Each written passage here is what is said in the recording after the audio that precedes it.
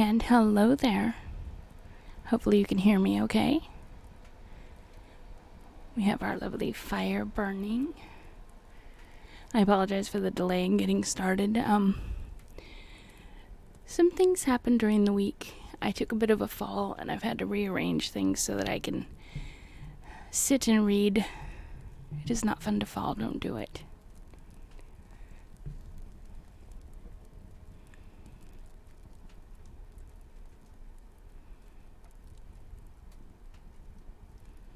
But yes, welcome. Tonight we're going to be reading a Lovecraft story called Beyond the Wall of Sleep.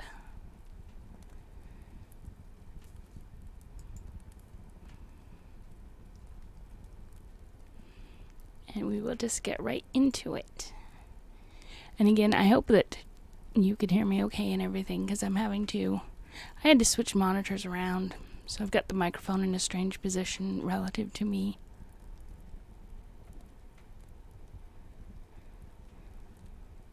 But it's the only way that I can sit here and read. Actually, I may keep it this way if it works out. Step 1 being, remember to have the microphone in front of you when you are reading.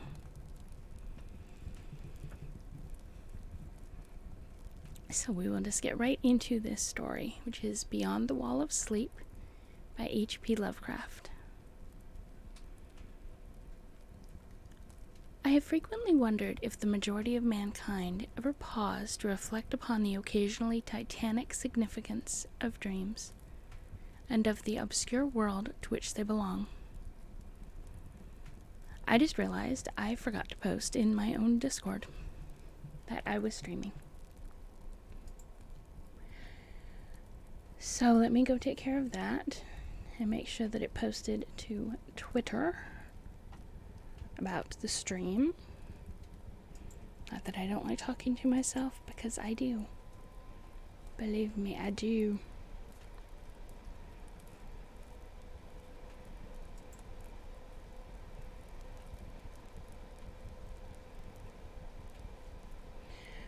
Okay, we posted to Twitter. Now we just need to let people in my own Discord know.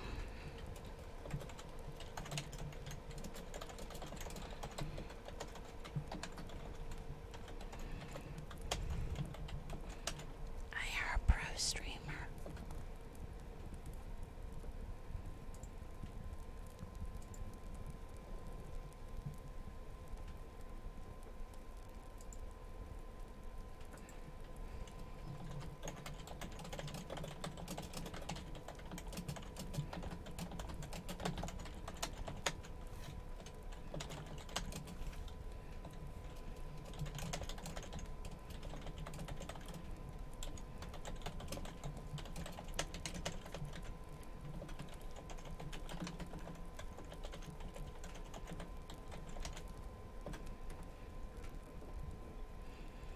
Okay, we've let the family know.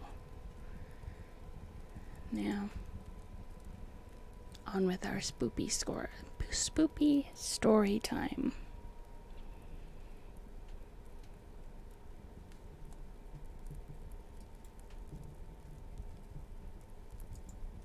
I have frequently wondered if the majority of mankind ever paused to reflect upon the occasionally titanic significance of dreams, and of the obscure world to which they belong.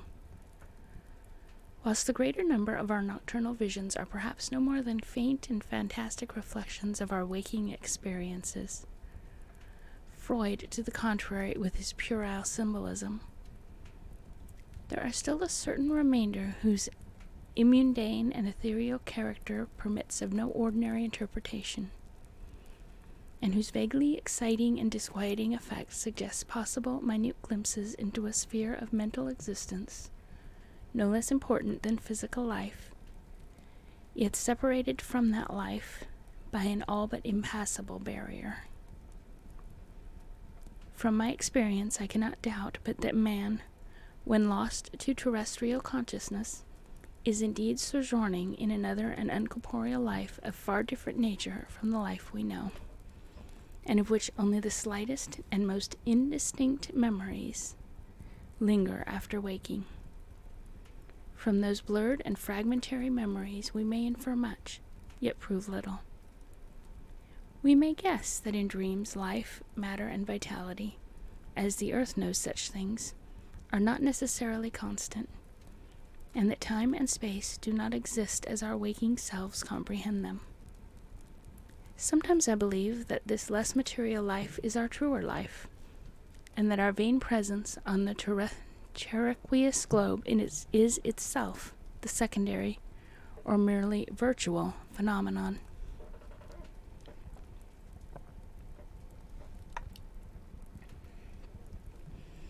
It was from a youthful reverie, filled with speculations of this sort, that I arose one afternoon in the winter of 1900 to 1901, when to the state psychopathic institution in which I served as an intern was brought the man whose case has ever since haunted me so unceasingly.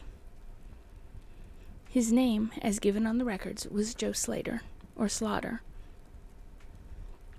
and I think we already read this story, because there is that phrase about white trash.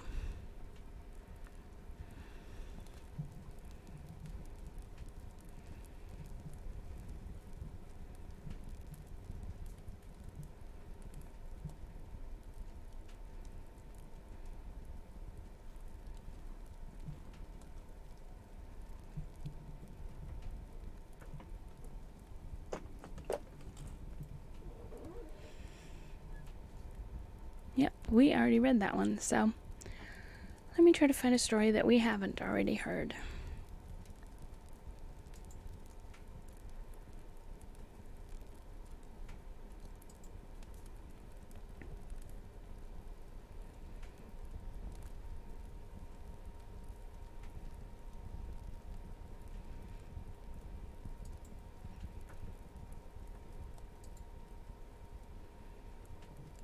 The Color Out of Space. We will read that instead. So let me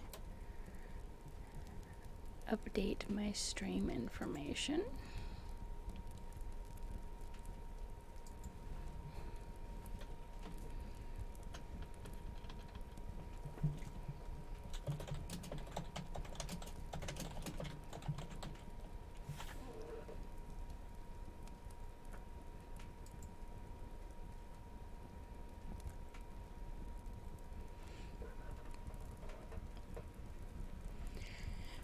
And we will read The Color Out of Space instead.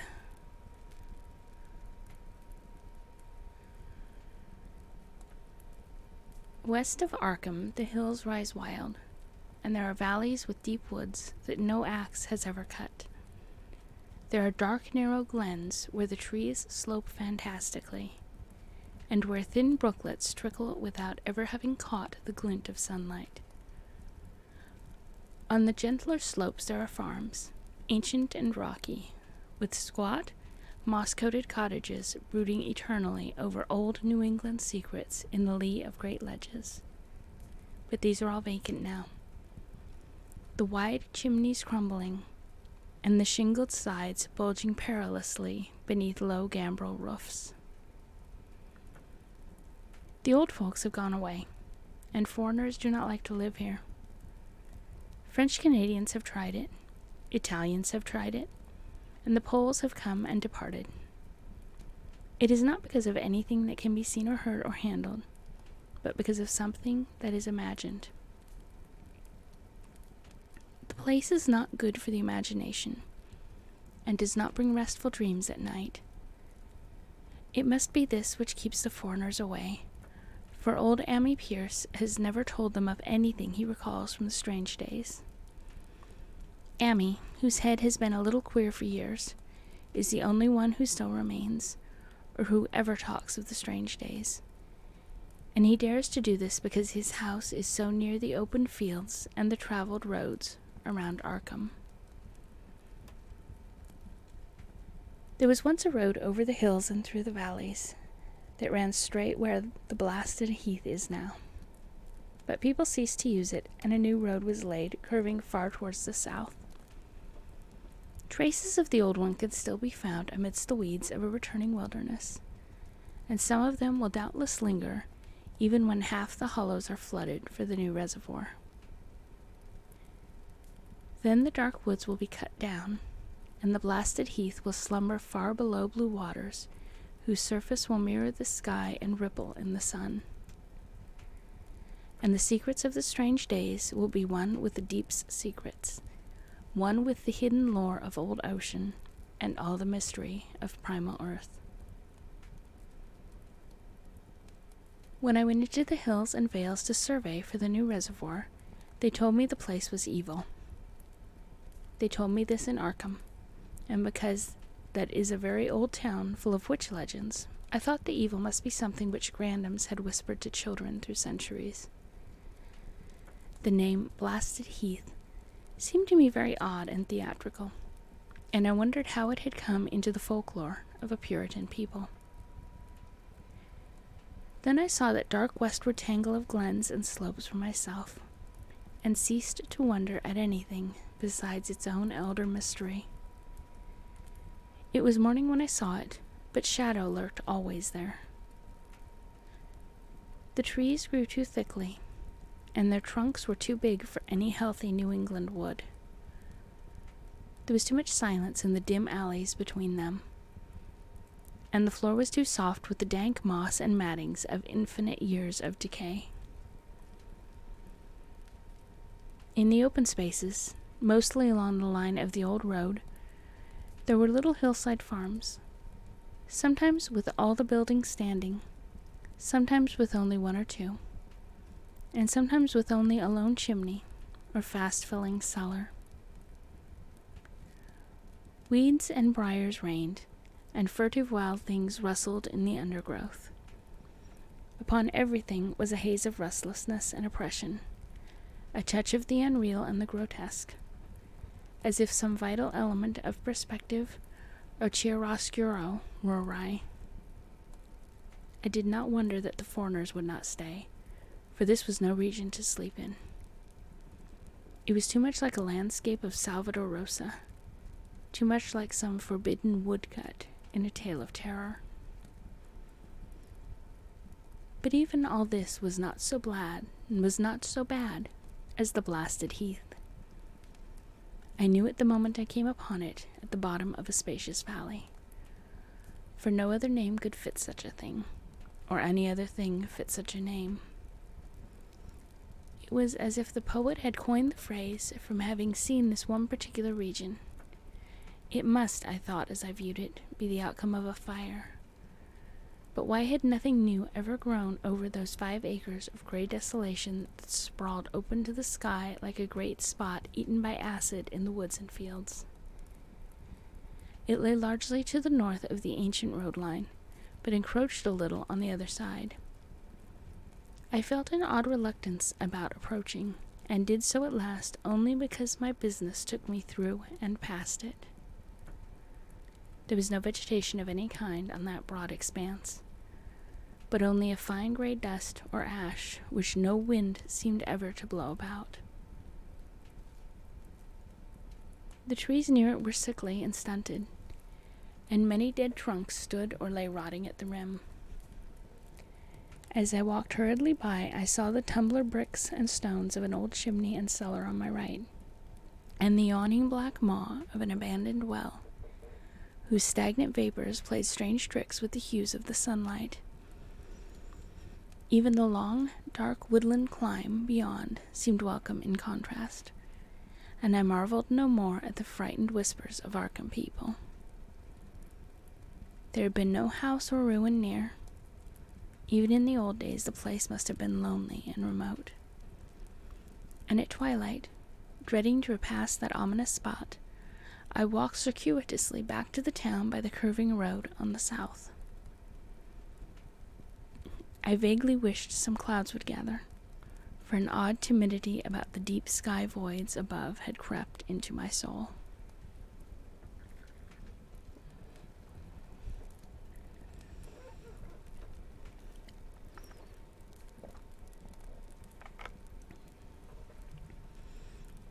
In the evening, I asked old people in Arkham about the Blasted Heath, and what was meant by that phrase, strange days, which so many evasively muttered.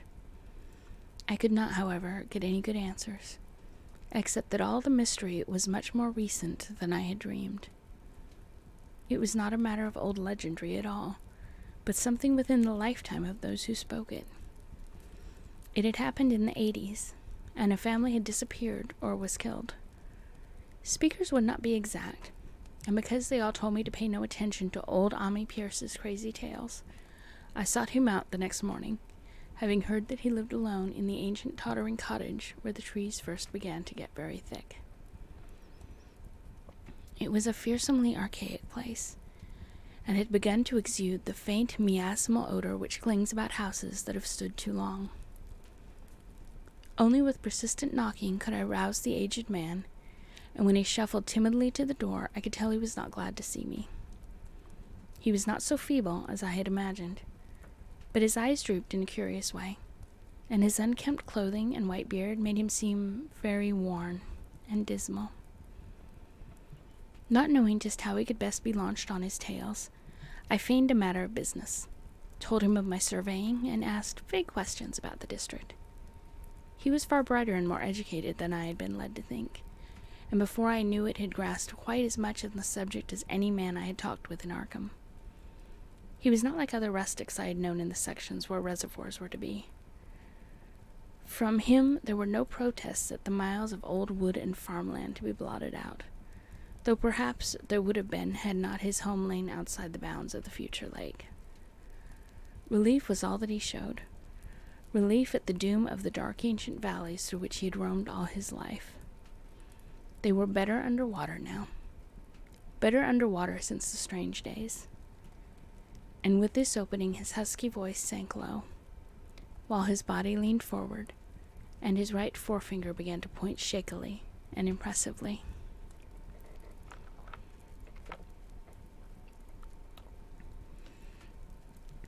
It was then that I heard the story, and as the rambling voice scraped and whispered on, I shivered again and again despite the summer day.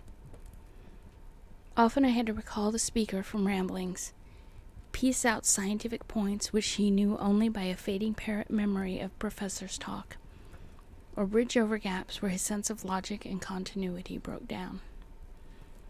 When he was done, I did not wonder that his mind had snapped a trifle, or that the folk of Arkham would not speak much of the blasted heath. I hurried back before sunset to my hotel, unwilling to have the stars come out above me in the open, and the next day returned to Boston to give up my position. I could not go into that dim chaos of old forest and slope again, or face another time that gray-blasted heath where the black well yawned deep beside the tumbled bricks and stones.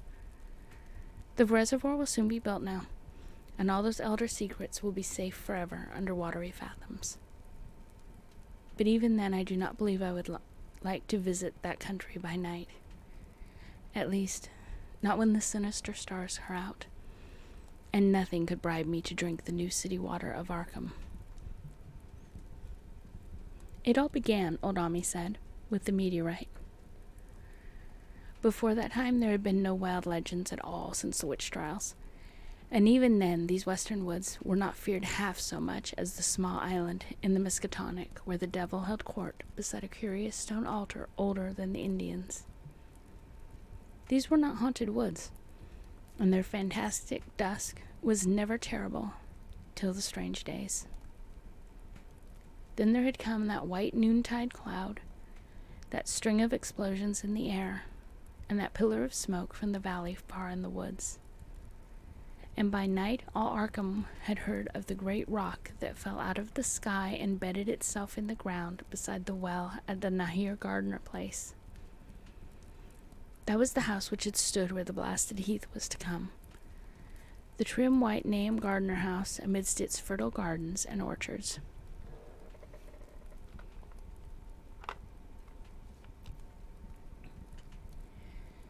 Nahum had come to town to tell people about the stone, and had dropped in at Ami Pierce's on his way.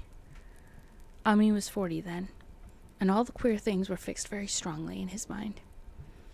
He and his wife had gone with the 3 professors from Miskatonic University, who hastened out the next morning to see the weird visitor from unknown stellar space, and had wondered why Nahan had called it so large the day before.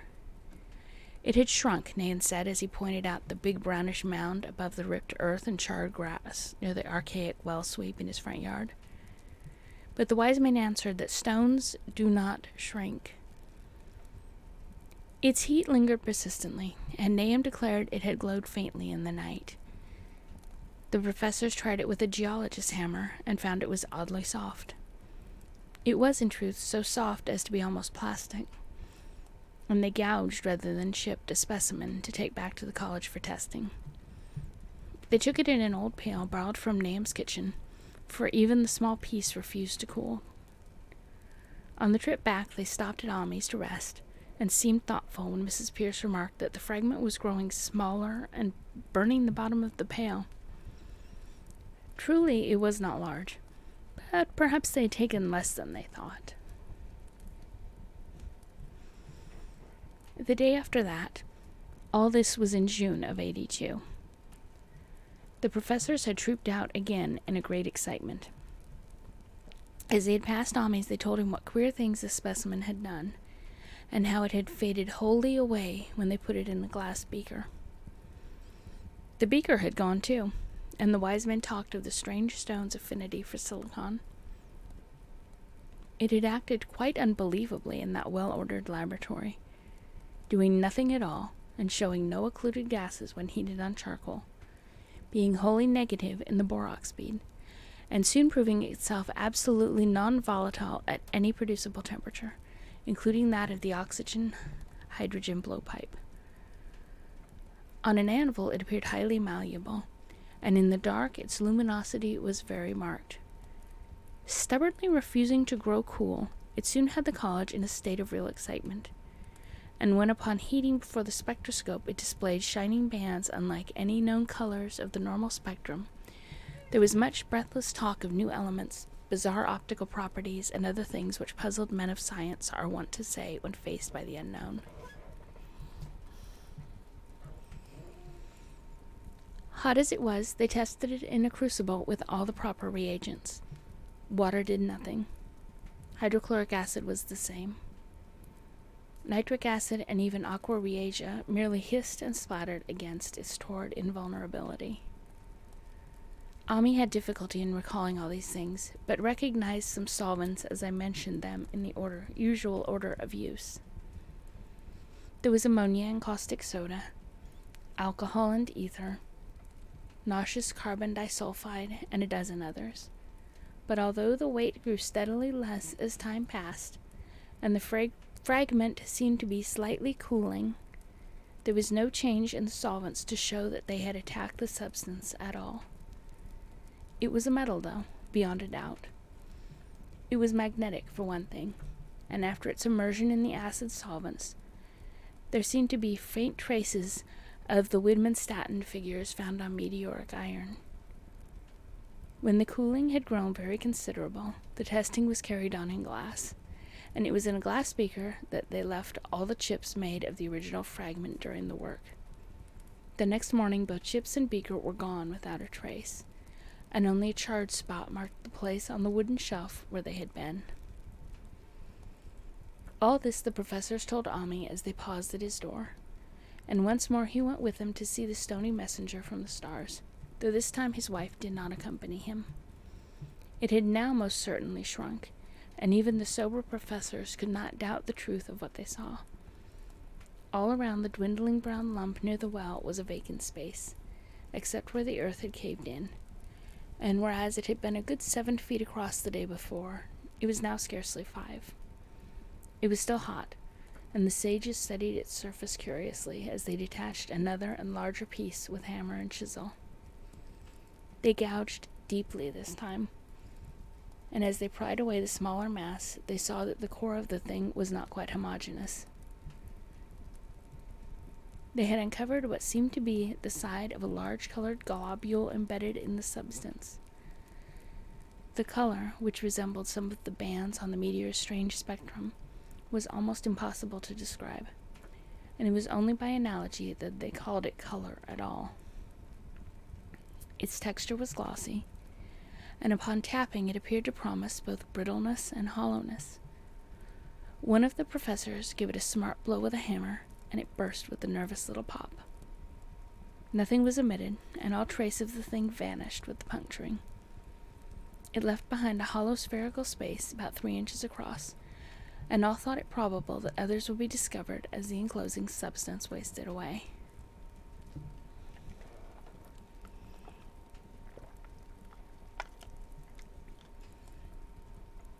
Conjecture was vain, so after a futile attempt to find additional globules by drilling, the seekers left again with their new specimen, which proved, however, as baffling in the laboratory as its predecessor had been. Aside from being almost plastic, having heat, magnetism, and slight luminosity, cooling slightly in powerful acids, possessing an unknown spectrum, wasting away in air, and attacking silicone compounds with mutual destruction as a result, it presented no identifying features whatsoever. And at the end of the tests, the college scientists were forced to own that they could not place it. It was nothing of this earth, but a piece of the great outside, and as such dowered with outside properties and obedient to outside laws.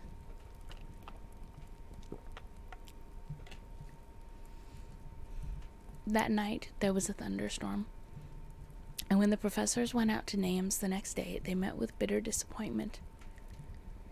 The stone, magnetic as it had been, must have had some peculiar electrical property, for it had drawn the lightning, as Nahum said, with a singular persistence. 6 times within an hour the farmer saw the lightning strike the furrow in the front yard, and when the storm was over, nothing remained but a ragged pit by the ancient well sweep, half choked with caved-in earth. Digging had borne no fruit, and the scientists verified the fact of the utter vanishment. The failure was total, so that nothing was left to do but go back to the laboratory and test again the disappearing fragment left carefully cased in lead. That fragment lasted a week, at the end of which nothing of value had been learned of it. When it was gone, no residue was left behind, and in time the professors felt scarcely sure they had indeed seen with waking eyes that cryptic vestige of the fathomless gulfs outside.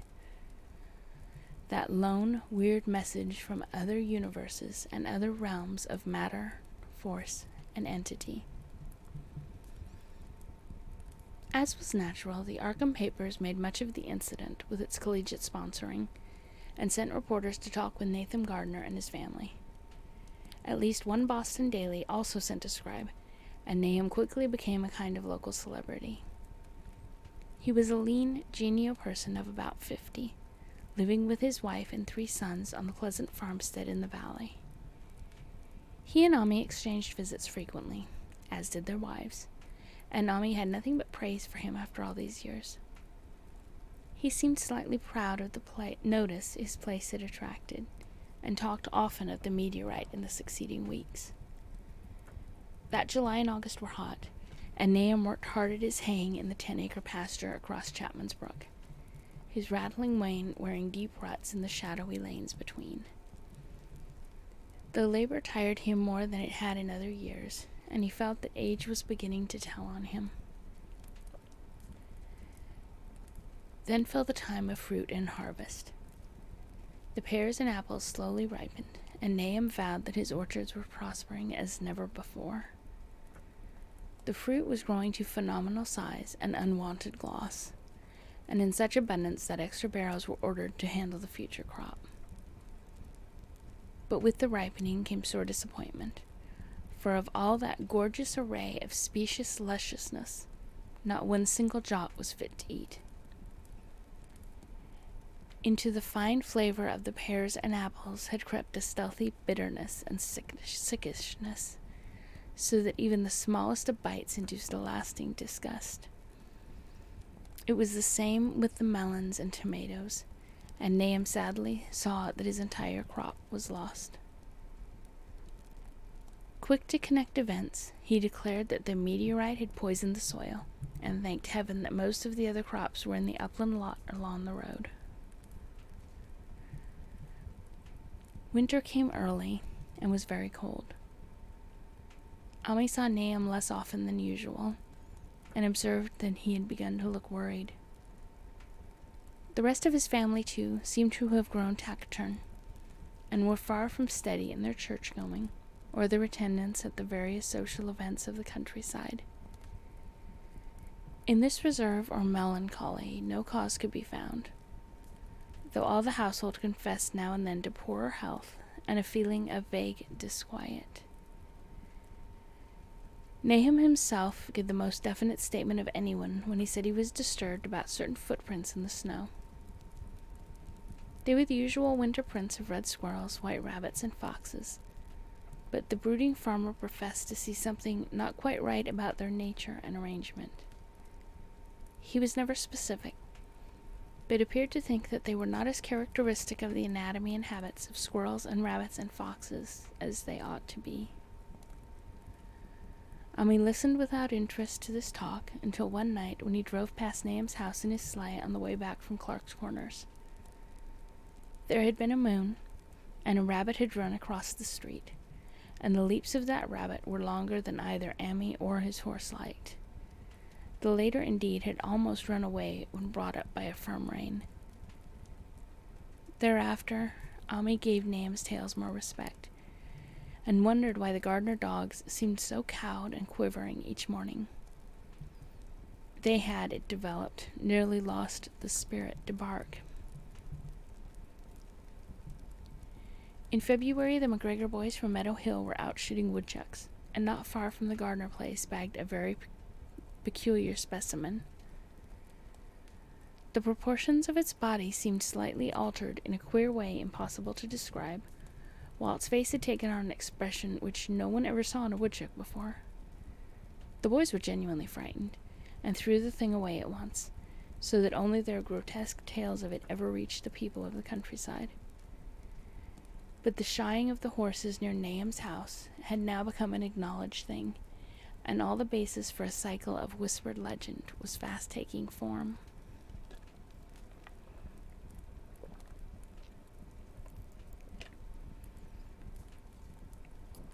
People vowed that the snow melted faster around Nahum's than it did anywhere else, and early in March there was an odd discussion in Potter's General Store at Clark's Corners. Stephen Rice had driven past Gardner's in the morning, and had noticed the skunk cabbages coming up through the mud by the woods across the road. Never were things of such size seen before, and they held strange colors that could not be put into any words. Their shapes were monstrous, and the horse had snorted at an odor which struck Stephen as wholly unprecedented. That afternoon several persons drove past to see the abnormal growth, and all agreed that plants of that kind ought never to sprout in a healthy world. The bad fruit of the fall before was freely mentioned, and it went from mouth to mouth that there was poison in Nahum's ground. Of course it was the meteorite, and remembering how strange the men from the college had found that stone to be, several farmers spoke about the matter to them. One day they paid Nahum a visit, but having no love of wild tales and folklore, were very conservative in what they inferred. The plants were certainly odd, but all skunk cabbages are more or less odd in shape and color and hue. Perhaps some mineral element from the stone had entered the soil, but it would soon be washed away. As for the footprints and frightened horses, of course this was merely country talk, which such a phenomenon as the aerolite would be certain to start. There was really nothing for serious men to do in cases of wild gossip, for superstitious rustics will say and believe anything. And so all through the strange days the professor stayed away in contempt. Only one of them, when given 2 vials of dust for analysis in a police job over a year and a half later, recalled that the queer color of the skunk cabbage had been very like one of the anomalous bands of light shown by the meteor fragment in the college spectroscope, and like the brittle globule found embedded in the stone from the abyss. The samples in this analysis case gave the same odd bands at first, though later they lost the property. The trees budded prematurely around Nahum's, and at night they swayed ominously in the wind. Nahum's second son, Thaddeus, a lad of 15, swore that they swayed also when there was no wind, but even the gossips would not credit this. Certainly, however, restlessness was in the air. The entire Gardner family developed the habit of stealthy listening, though not for any sound which they could consciously name. The listening was, indeed, rather a product of moments when consciousness seemed half to slip away. Unfortunately, such moments increased week by week, till it became common speech that something was wrong with all Nahum's folks. When the early saxifrage came out, it had another strange color, not quite like that of the skunk cabbage, but plainly related and equally unknown to anyone who saw it. Nahum took some blossoms to Arkham and showed them to the editor of the Gazette, but that dignitary did no more than write a humorous article about them, in which the dark fears of rustics were held up to polite ridicule. It was a mistake of Nahum's to tell a stolid city man about the way the great overgrown morning-cloak butterflies behaved in connection with these saxifrages.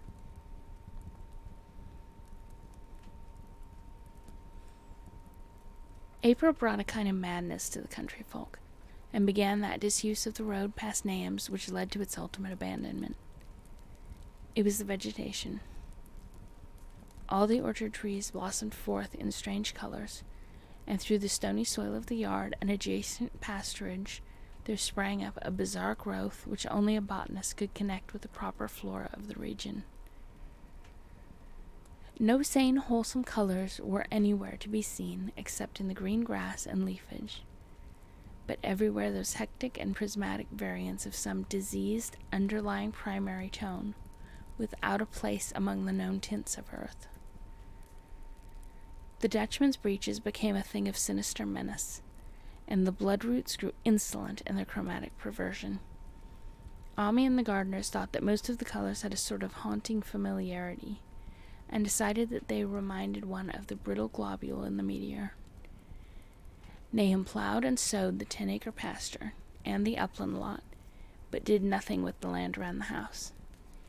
He knew it would be of no use, and hoped that summer's strange growths would draw all the poison from the soil. He was prepared for anything now, and had grown used to the sense of something near him waiting to be heard. The shunning of his house by neighbors told on him, of course, but it told on his wife more. The boys were better off being at school each day, but they could not help being frightened by the gossip. Thaddeus, an especially sensitive youth, suffered the most. In May, the insects came, and Nahum's place became a nightmare of buzzing and crawling. Most of the creatures seemed not quite usual in their aspects and motions, and their nocturnal habits contradicted all former experience.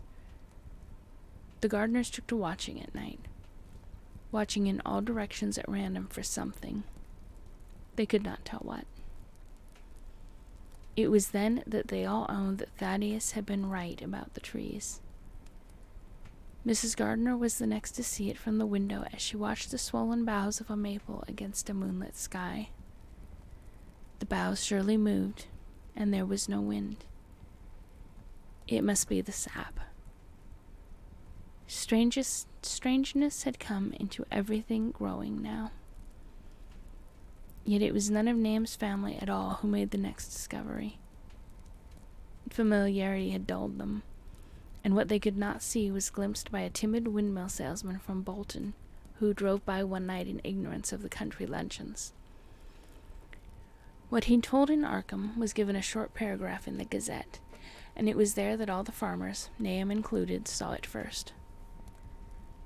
The night had been dark, and the buggy lamps faint, but around a farm in the valley, which everyone knew from the account must be Nahum's, the darkness had been less thick. A dim, though distinct luminosity seemed to inhere in all the vegetation, grass, leaves, and blossoms alike. While at one moment a detached piece of the phosphorescence appeared to stir furtively in the yard near the barn. The grass had so far been untouched, and the cows were freely pastured in the lot near the house. But towards the end of May, the milk began to be bad. Then Nahum had the cows driven to the uplands, after which the trouble ceased. Not long after this, the change in grass and leaves became apparent to the eye. All the verdure was going gray, and it was developing a highly singular quality of brittleness. Ami was now the only person who ever visited the place, and his visits were becoming fewer and fewer. When school closed, the gardeners were virtually cut off from the world, and sometimes let Ami do their errands in town. They were failing curiously, both physically and mentally, and no one was surprised when the news of Mrs. Gardner's madness stole around.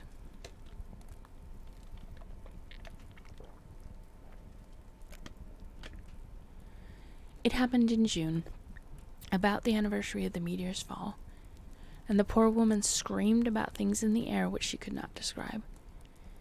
In her ravings there was not a single specific noun, but only verbs and pronouns. Things moved and changed in flutters, and ears tingled to impulses which were not wholly sounds.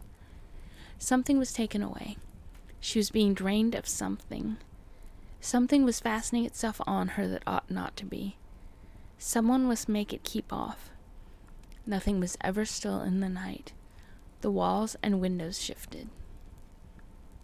Nahum did not send her to the country asylum, but let her wander about the house as long as she was harmless to herself and others.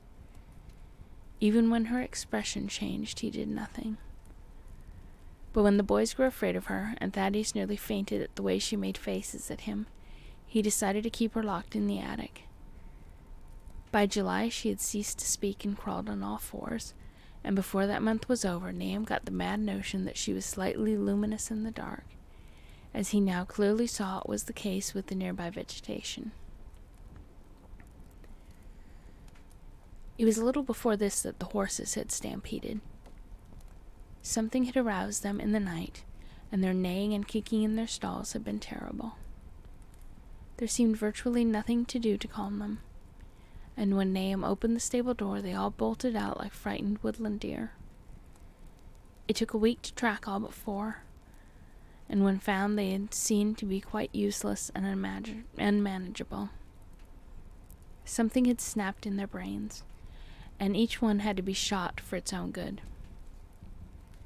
Nahum borrowed a horse from Ami for his haying, but found it would not approach the barn. It shied, balked, and whinnied, and in the end he could do nothing but drive it out to the yard while the men used all their strength to get the heavy wagon near enough the hayloft for convenient pitching. And all the while the vegetation was turning gray and brittle. Even the flowers, whose hues had been so strange, were graying now, and the fruit was coming out gray and dwarfed and tasteless. The asters and goldenrod bloomed gray and distorted, and the roses and zinnias and hollyhocks in the front yard were such blasphemous-looking things that Nahum's oldest boy Zenas had cut them down. The strangely puffed insects died about that time, even the bees that had left their hives and taken to the woods. By September, all the vegetation was fast crumbling to a grayish powder, and Nahum feared that the trees would die before the poison was out of the soil. His wife now had spells of terrific screaming, and he and the boys were in a constant state of nervous tension. They shunned people now, and when school opened, the boys did not go. But it was Ami, on one of his rare visits, who first realized that the well water was no longer good. It had an evil taste that was not exactly fetid nor salty, and Ami advised his friend to dig another well on higher ground to use till the soil was good again. Nahum, however, ignored the warning, for he had by that time become callous to strange and unpleasant things. He and the boys continued to use the tainted supply, drinking it as listlessly and mechanically as they ate their meager and ill-cooked meals and did their thankless and monotonous chores through the aimless days. There was something of stolid resignation about them all, as if they walked half in another world between lines of nameless guards to a certain and familiar doom.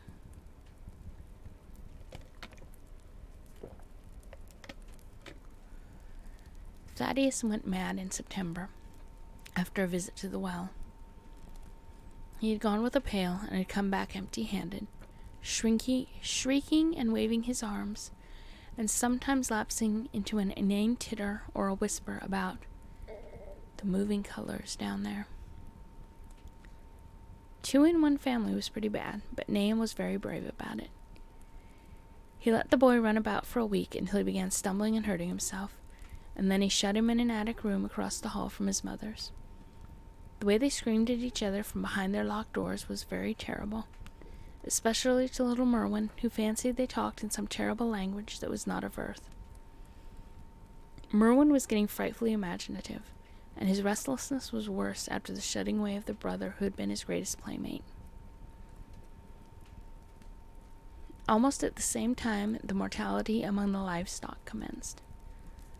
Poultry turned grayish and died very quickly, their meat being found dry and noisome upon cutting. Hogs grew inordinately fat, then suddenly began to undergo loathsome changes which no one could explain. Their meat was, of course, useless, and Nahum was at his wit's end. No rural veterinary would approach his place, and the city veterinary from Arkham was openly baffled. The swine began growing gray and brittle and falling to pieces before they died, and their eyes and muzzles developed singular alterations. It was very inexplicable, for they had never been fed from the tainted vegetation. Then something struck the cows. Certain areas, or sometimes the whole body, would become uncannily shriveled or compressed, and atrocious collapses or disintegrations were common. In the last stages, and death was always the result, there would be a graying and turning brittle like that which beset the hogs.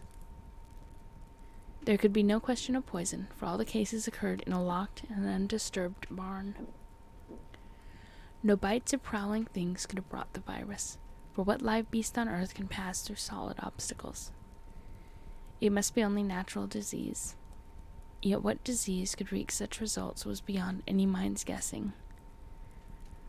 When the harvest came, there was not an animal surviving on the place, for the stock and poultry were dead and the dogs had run away.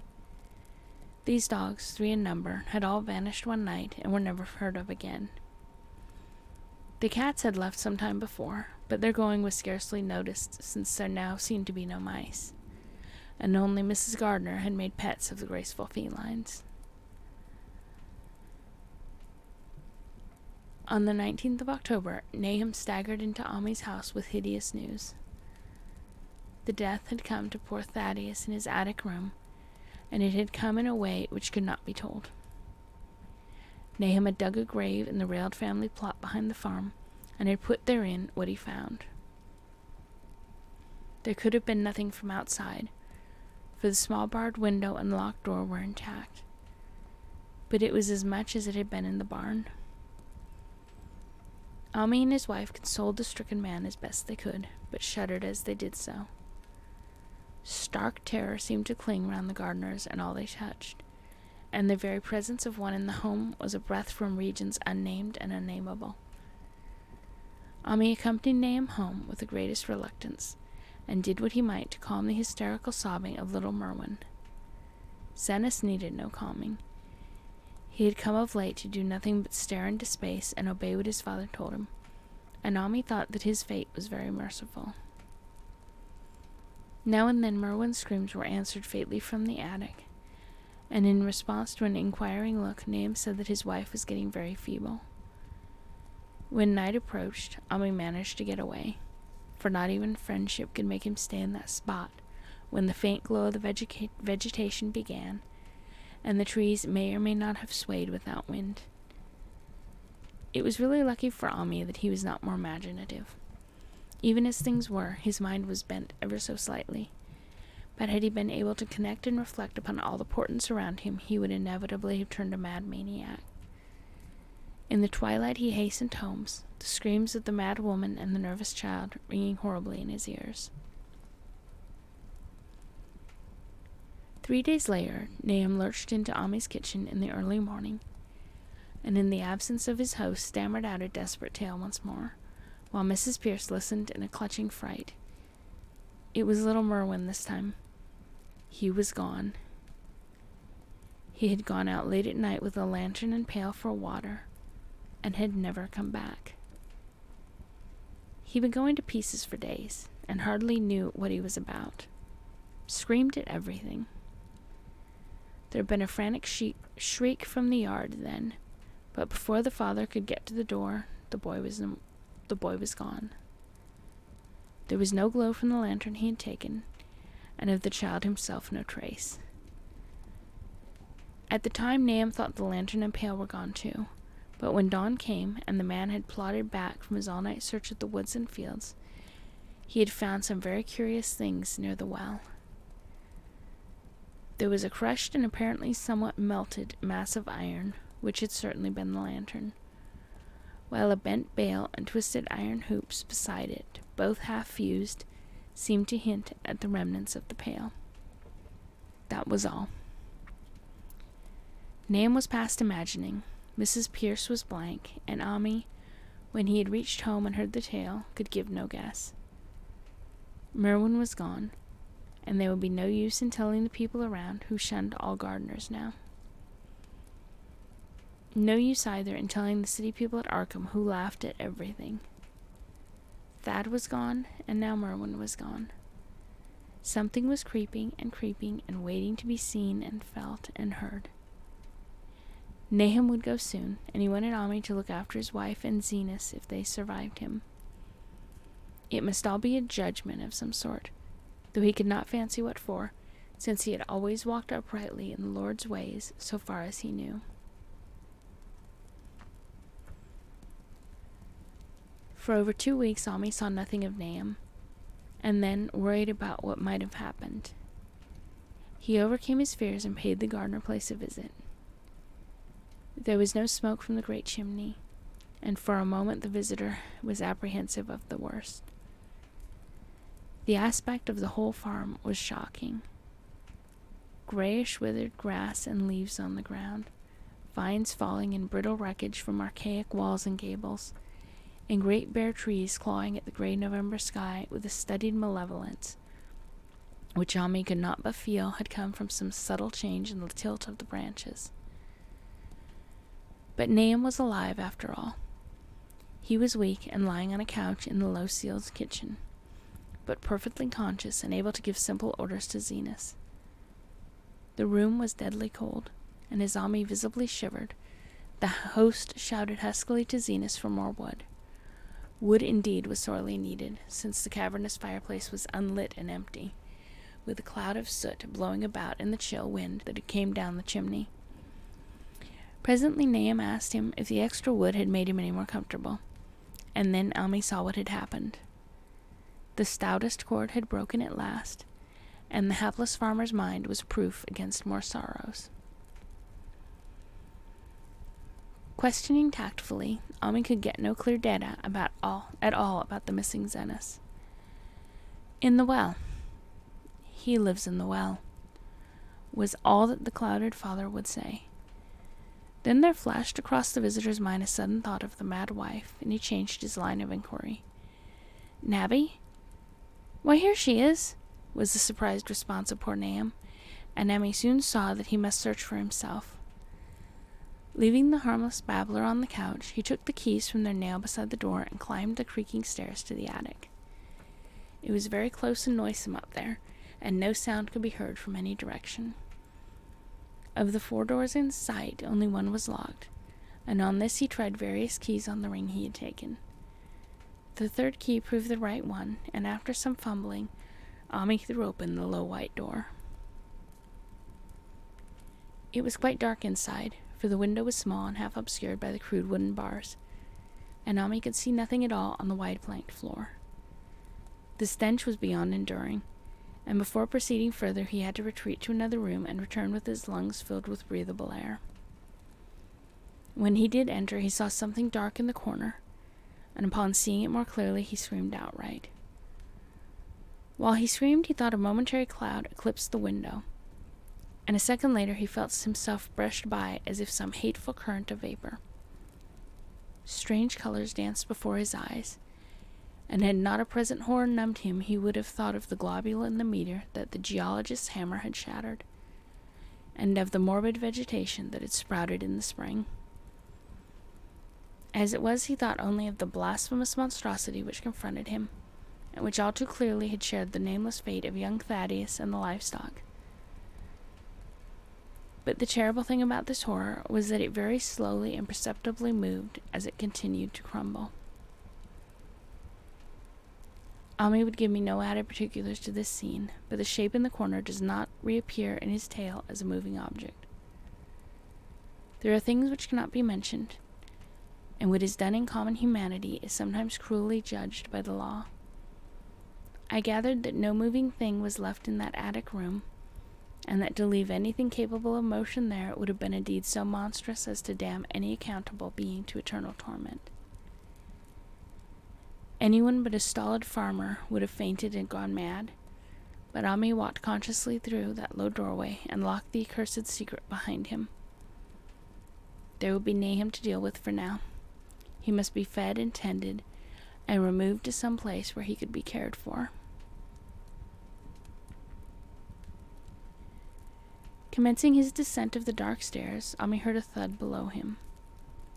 He even thought a scream had been suddenly choked off, and recalled nervously the clammy vapor which had brushed by him in that frightful room above. What presence had his cry and entry started up? Halted by some vague fear, he heard still further sounds below. Indubitably there was a sort of heavy dragging, and a most detestably sticky noise, as of some fiendish and unclean species of suction. With an associative sense goaded to feverish heights, he thought unaccountably of what he had seen upstairs. Good God, what eldritch dream world was this into which he had blundered? He dared move neither backward nor forward, but stood there trembling at the black curve of the boxed-in staircase. Every trifle of the scene burned itself into his brain. The sounds, the sense of dread, expectancy, the darkness, the steepness of the narrow steps, and merciful heaven, the faint but unmistakable luminosity of all the woodwork in sight. Steps, sides, exposed laths, and beams alike. Then there burst forth a frantic whinny from Mommy's horse outside, followed at once by a clatter which told of a frenzied runaway. In another moment, horse and buggy had gone beyond earshot, leaving the frightened man on the dark stairs to guess what had sent them. But that was not all. There had been another sound out there. A sort of liquid splash. Water. It must have been the well. He had left Hero untied near it, and a buggy wheel must have brushed the coping and knocked in a stone. And still the pale phosphorescence glowed in that detestably ancient woodwork. God, how old the house was! Most of it built before 1670, and the gambrel roof not later than 1730. A feeble scratching on the floor downstairs now sounded distinctly, and Nami's grip tightened on a heavy stick he had picked up in the attic for some purpose. Slowly nerving himself, he finished his descent and walked boldly towards the kitchen. But he did not complete the walk because what he sought was no longer there. It had come to meet him, and it was still alive after a fashion. Whether it had crawled or whether it had been dragged by any external force, Ami could not say. But the death had been at it. Everything had happened in the last half hour, but collapse, graying, and disintegration were already far advanced. There was a horrible brittleness, and dry fragments were scaling off. Ami could not touch it, but looked horrifiedly into the distorted parody that had been a face. "What was it, Nahum? What was it?" he whispered, and the cleft, bulging lips were just able to crackle out a final answer. "Nothing. Nothing. The color. It burns. cold and wet, but it burns. It lived in the well. I seen it, a kind of smoke, just like the flowers last spring. The well shone at night. Thad and Murney and Zenas, everything alive, sucking the life out of everything. In that stone. It must have come in that stone. Pizen the whole place. Don't know what it wants. That round thing them men from the college dug out of the stone. They smashed it. It was that same color. Just the same like the flowers and plants. Must have been more of 'em. Seeds. Seeds. They growed. I seen it the first time this week. Must have got strong on Zenas. He was a big boy, full of life. It beats down your mind and then gets you, burns you up in the well water. You was right about that. Evil water. Zenas never come back from the well. Can't get away. Draws you. You know something's coming, but 'tain't no use. I seen it time and again since Zenas was took. Where's Nabby, Yammy? My head's no good. Don't know how long since I fed her. It'll get her if we ain't careful. Just a color. Her face is getting to have that color sometimes towards night. And it burns and sucks. It come from some place where things ain't as they is here. One of them professors said so. He was right. Look out, Ami. It'll do something more. Sucks the life out. But that was all. That which spoke could speak no more because it had completely caved in. Ami laid a red check tablecloth over what was left and reeled out the back door into the fields. He climbed the slope to the 10-acre pasture and stumbled home by the north road and the woods. He would not pass that well from which his horse had run away. He had looked at it through the window and had seen that no stone was missing from the rim. Then the lurching buggy had not dislodged anything after all. The splash had been something else. Something which went into the well after it had done with poor Nahum. When Ami reached his house, the horse and buggy had arrived before him and thrown his wife into fits of anxiety. Reassuring her without explanations, he set out at once for Arkham and notified the authorities that the Gardner family was no more. He indulged in no details, but merely told of the deaths of Nahum and Nabby, that of Thaddeus being already known, and mentioned that the cause seemed to be the same strange ailment which had killed the livestock. He also stated that Merwin and Zenas had disappeared. There was considerable questioning at the police station, and in the end Ami was compelled to take 3 officers to the Gardner farm, together with the coroner, the medical examiner, and the veterinary who had treated the diseased animals.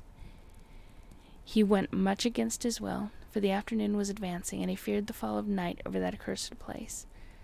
But it was some comfort to have so many people with him.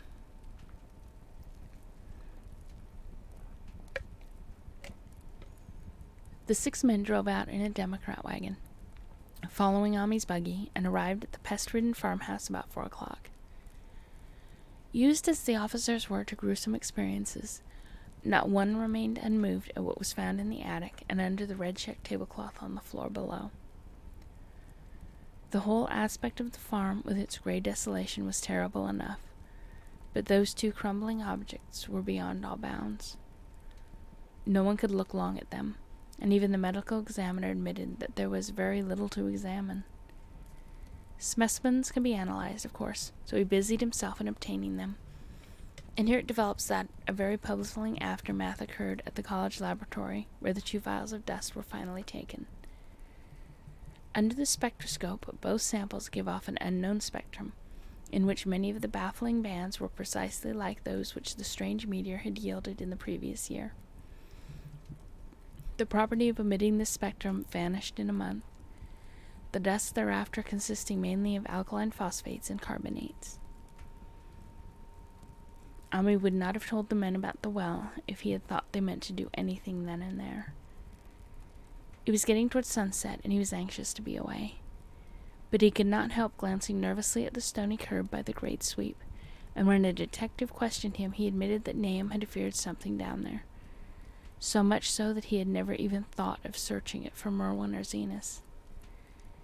After that, nothing would do but that they empty and explore the well immediately, so Ami had to wait trembling while pail after pail of rank water was hauled up and splashed on the soaking ground outside.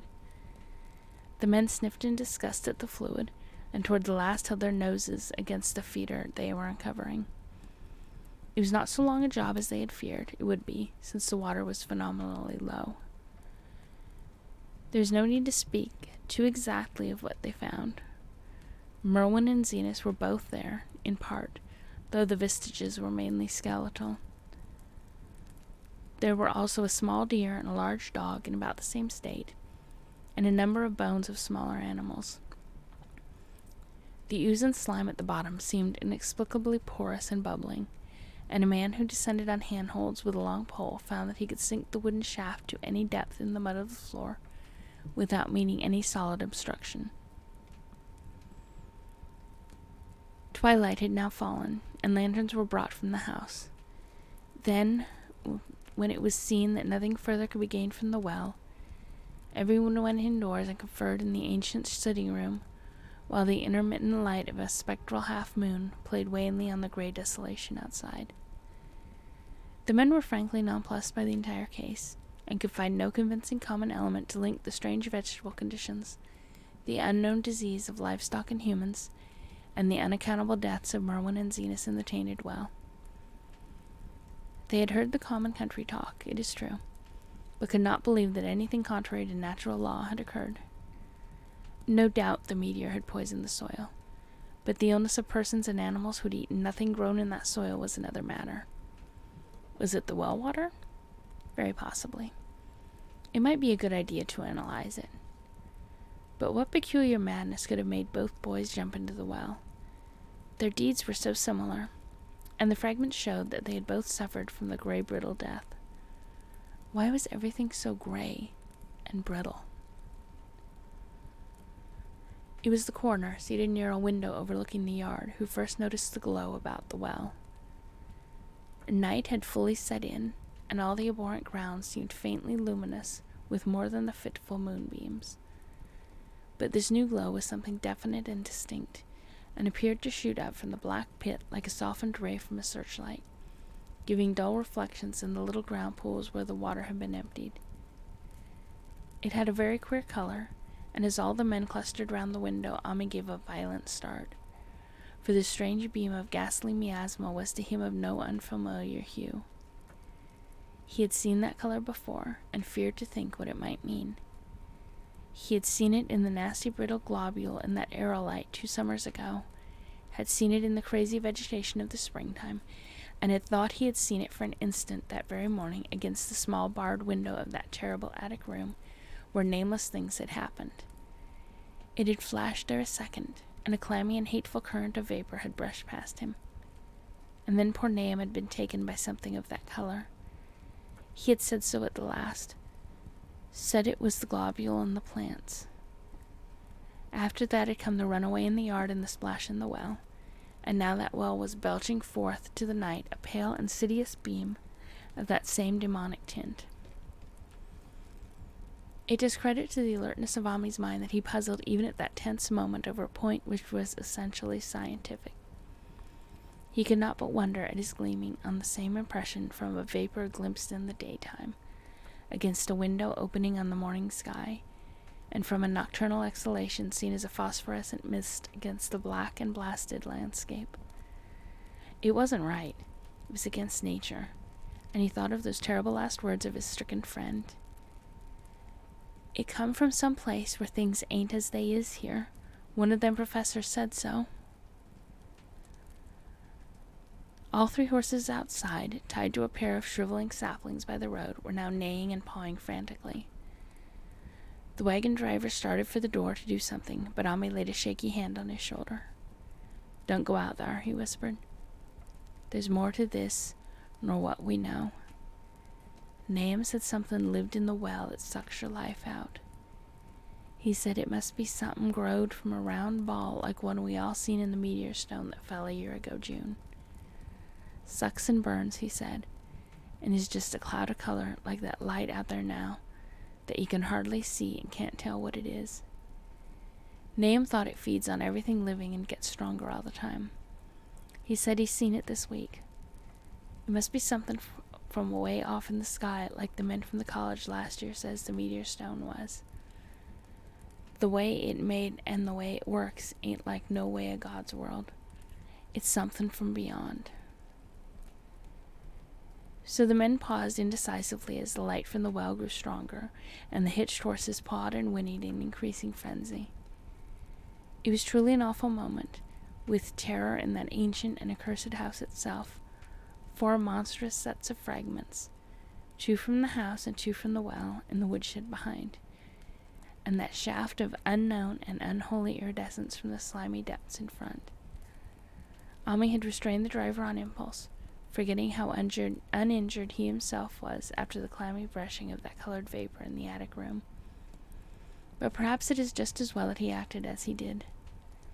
No one will ever know what was abroad that night, and though the blasphemy from beyond had not so far hurt any human or weakened mind, there is no telling what it might not have done at the last moment, and with its seemingly increased strength and the special signs of purpose it was soon to display beneath the half-clouded moonlit sky.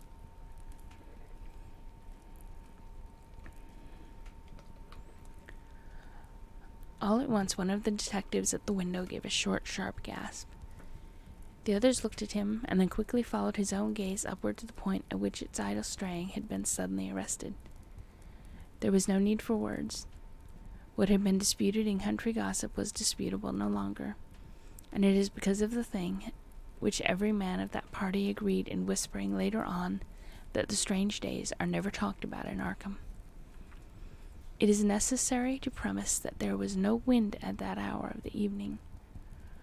One did arise not long afterwards, but there was absolutely none then. Even the dry tips of the lingering hedge mustard, gray and blighted, and the fringe on the roof of the standing Democrat wagon were unstirred. And yet amid that tense, godless calm, the high bare boughs of all the trees in the yard were moving. They were twitching morbidly and spasmodically, clawing in convulsive and epileptic madness at the moonlit clouds, scratching impotently in the noxious air as if jerked by some alien and bodiless line of linkage, with subterranean horrors writhing and struggling below the black roots. Not a man breathed for several seconds. Then a cloud of darker depth passed over the moon, and the silhouette of clutching branches faded out momentarily. At this there was a general cry, muffled with awe, but husky and almost identical from every throat. For the terror had not faded with its silhouette, and in a fearsome instant, a deeper darkness, the watchers saw wriggling at that treetop height 1,000 tiny points of faint and unhallowed radiance, tipping each bow like the fire of St. Elmo, or the flames that came down on the apostles' heads at Pentecost. It was a monstrous constellation of unnatural light, like a gutted swarm of corpse-fed fireflies, dancing hellish sarabands over an accursed marsh. And its color was that same nameless intrusion which Omni had come to recognize and dread. All the while the shaft of phosphorescence from the well was getting brighter and brighter, bringing to the minds of the huddled men a sense of doom and abnormality, which far outraced any image their conscious minds could form. It was no longer shining out, it was pouring out, and as the shapeless stream of unplaceable color left the well, it seemed to flow directly to the sky. The veterinary shivered and walked to the front door to drop the extra heavy bar across it. Ami shook no less, and had to tug and point for lack of a controllable voice when he wished to draw notice to the growing luminosity of the trees. The neighing and stamping of the horses had become utterly frightful, and not a soul of that group in the old house would have ventured forth for any earthly reward. With the moments, the shining of the trees increased, while their restless branches seemed to strain more and more towards verticality. The wood of the well sweep was shining now, and presently a policeman dumbly pointed to some wooden sheds and beehives near the stone wall on the west. They were commencing to shine too, though the tethered vehicles of the visitors seemed so far unaffected. Then there was a wild commotion and clopping in the road, and as Ami quenched a lamp for better seeing, they realized that the span of frantic rays had broke their sapling and run off with the Democrat wagon. The shock served to loosen several tongues, and embarrassed whispers were exchanged. "It spreads on everything organic that's been around here," muttered the medical examiner. No one replied, but the man who had been in the well gave a hint that his long pole must have stirred up something intangible. "It was awful," he added. "There was no bottom at all. Just ooze and bubbles and the feeling of something lurking under there." Ami's horse still pawed and screamed deafeningly in the road outside, and nearly drowned its owner's faint quaver as he mumbled his formless reflections. "It came from that stone. It growed down there. It got everything living. It fed itself on 'em, mind and body. Thad and Murney, Zenas and Nabby. Nahum was the last. They all drunk the water. It got strong on 'em. It come from beyond, where things ain't like they be here. Now it's going home."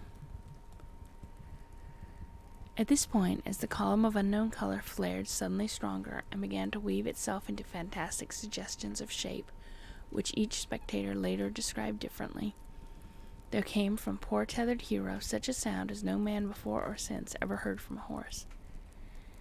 Every person in that low-pitched sitting room stopped his ears, and Ami turned away from the window in horror and nausea. Words could not convey it. When Ami looked out again, the hapless beast lay huddled inert on the moonlit ground between splintered shafts of the buggy. That was the last of Hero till they buried him next day. But the present was no time to mourn, for almost at this instant a detective silently called attention to something terrible in the very room with them. In the absence of the lamplight, it was clear that a faint phosphorescence had begun to pervade the entire apartment. It glowed on the broad planked floor and the fragment of rag carpet, and shimmered over the sashes of the small paned windows. It ran up and down exposed corner posts, coruscated about the shelf and mantel, and infected the very doors and furniture. Each minute saw it strengthen, and at last it was very plain that healthy living things must leave that house. Ami showed them the back door and the path up through the fields to the 10-acre pasture. They walked and stumbled as in a dream, and did not dare look back till they were far away on the high ground. They were glad of the path, for they could not have gone the front way by that well. It was bad enough passing the glowing barn and sheds, and those shining orchard trees with their gnarled, fiendish contours, but thank heavens the branches did their worst twisting high up. The moon went under some very black clouds as they crossed the rustic bridge over Chapman's Brook, and it was blind groping from there to the open meadows. When they looked back towards the valley and saw the distant Gardner place at the bottom, they saw a fearsome sight. All the farm was shining with a hideous unknown blend of color, trees, buildings, and even such grass and herbage as had not been wholly changed to lethal gray brittleness. The boughs were all straining skyward, tipped with tongues of foul flame, and lambent tricklings of the same monstrous fire were creeping over the ridgepoles of the house, barn, and sheds. It was a scene from a vision of Fuseli, and over all the rest reigned that riot of luminous amorphousness, that alien and undimensioned rainbow of cryptic poison from the well. Seething, feeling, lapping, reaching, scintillating, straining, and malignly bubbling in its cosmic and unrecognizable chromaticism. Then, without warning, the hideous thing shot vertically up towards the sky like a rocket or meteor, leaving behind no trail and disappearing through a round and curious regular hole in the clouds before any man could gasp or cry out. No watcher can ever forget that sight, and Ami stared blankly at the stars of Cygnus, distinct, a neb twinkling above the others, where the unknown color had melted into the Milky Way. But his gaze was the next moment called swiftly to earth by the crackling in the valley. It was just that, only a wooden ripping and cracking, and not an explosion, as so many others of the party vowed. Yet the outcome was the same, for in one feverish, kaleidoscopic instant there burst out from that doomed and accursed farm a gleamingly eruptive cataclysm of unnatural sparks and substance, blurring the glance of the few who saw it, and sending forth to the zenith a bombarding cloudburst of such colored and fantastic fragments as our universe must needs disown. Though quickly reclosing vapors, they followed the great morbidity that had vanished, and in another second they had vanished too. Behind and below was only a darkness to which the men dared not return, and all about was a mounting wind which seemed to sweep down and back, for gusts from interstellar space.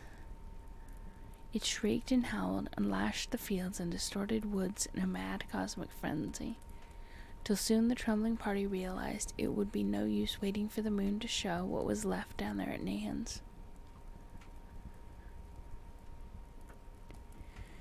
Too odd even to hint theories, the 7 shaking men trudged back towards Arkham by the north road. Ami was worse than his fellows, and begged them to see him inside his own kitchen instead of keeping straight on to town. He did not wish to cross the nighted, wind-whipped woods alone to his house on the main road, for he had had an added shock that the others were spared, and was crushed forever with a brooding fear he dared not even mention for many years to come. As the rest of the watchers on that tempestuous hill had stolidly set their faces towards the road, Ami had looked back an instant at the shadowed valley of desolation so lately sheltering his ill-starred friend. And from that stricken faraway spot he had seen something feebly rise, only to sink down again upon the place from which the great shapeless horror had shot into the sky. It was just a color, but not any color of our earth or heavens. And because Ami recognized that color, and knew that this last faint remnant must still lurk down there in the well, he has never been quite right since. Ami would never go near the place again. It is over half a century now since the horror happened, but he has never been there, and will be glad when the new reservoir blots it out. I shall be glad too, for I do not like the way the sunlight changed color around the mouth of that abandoned well I passed. I hope the water will always be very deep, but even so I shall never drink it. I do not think I shall visit the Arkham country hereafter. 3 of the men who had been with Ami returned the next morning to see the ruins by daylight, but there were not any real ruins, only the bricks of the chimney, the stones of the cellar, some mineral and metallic litter here and there, and the rim of the Nefandrous well. Save for Ami's dead horse, which they towed away and buried, and the buggy, which they shortly returned to him, everything that had been living had gone. 5 eldritch acres of dusty gray desert remained, nor has anything ever grown there since. To this day it sprawls open to the sky like a great spot eaten by acid in the woods and fields, and the few who have ever dared glimpse it in spite of the rural tales have named it the Blasted Heath. The rural tales are queer. They might be even queerer if city men and college chemists can be interested enough to analyze the water from that disused well, or the gray dust that no wind seems ever to disperse. Botanists, too, ought to study the stunted flora on the borders of that spot, for they might shed light on the country notion that the blight is spreading, little by little, perhaps an inch a year. People say the color of the neighboring herbage is not quite right in the spring, and that wild things leave queer prints in the light winter snow. Snow never seems quite so heavy on the Blasted Heath as it is elsewhere. Horses, the few that are left in this motor age, grow skittish in the silent valley, and hunters cannot depend on their dogs too near the splotch of grayish dust. They say the mental influences are very bad too. Numbers went queer in the years after Nahum's taking, and always they lacked the power to get away. Then the stronger-minded folks all left the region, and only the foreigners tried to live in the crumbling old homesteads. They could not stay, though, and one sometimes wonders what insight beyond ours their wild, weird stories of whispered magic have given them. Their dreams at night, they protest, are very horrible in that grotesque country, and surely the very look of the dark realm is enough to stir a morbid fancy. No traveler has ever escaped a sense of strangeness in those deep ravines, and artists shiver as they paint thick woods whose mystery is as much of the spirit as of the eye. I myself am curious about the sensation I derived from my one lonely walk before Ami told me his tale. When twilight came, I had vaguely wished some clouds would gather, for an odd timidity about the deep sky voids above had crept into my soul. Do not ask me for my opinion. I do not know. That is all. There was no one but Ami to question, for Arkham people will not talk about the strange days, and all three professors who saw the aerolite in its colored globule are dead.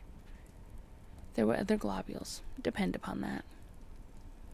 One must have fed itself and escaped, and probably there was another which was too late. No doubt it is still down in the well. I know there was something wrong with the sunlight I saw above the miasmal brink. The rustics say the blight creeps an inch a year, so perhaps there is a kind of growth or nourishment even now. But whatever demon hatchling is there, it must be tethered to something, or else it would quickly spread. Is it fastened to the roots of those trees that claw the air? One of the current Arkham tales is about fat oaks that shine and move as they ought not to do at night. What it is, only God knows.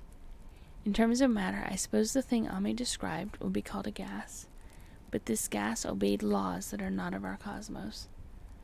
There was no fruit of such worlds and suns that shines on the telescopes and photographic plates of our observatories.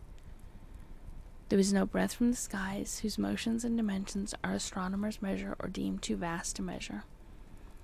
It was just a color out of space, a frightful messenger from unformed realms of infinity beyond all nature as we know it, from realms whose mere existence stuns the brain and numbs us with the black extracosmic gulfs it throws open before our frenzied eyes.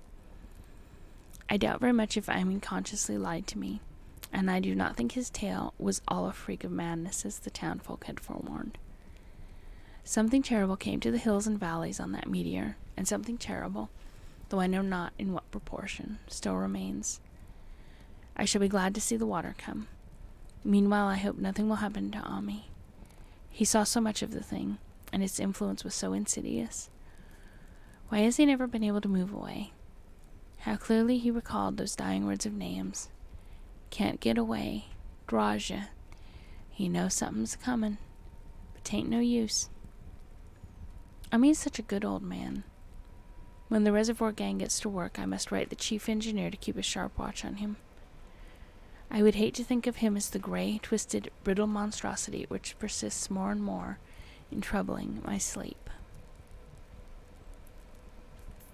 And that is the end of the story, and with that I am going to end the stream because my knee is bothering me, so I cannot sit here like this any longer.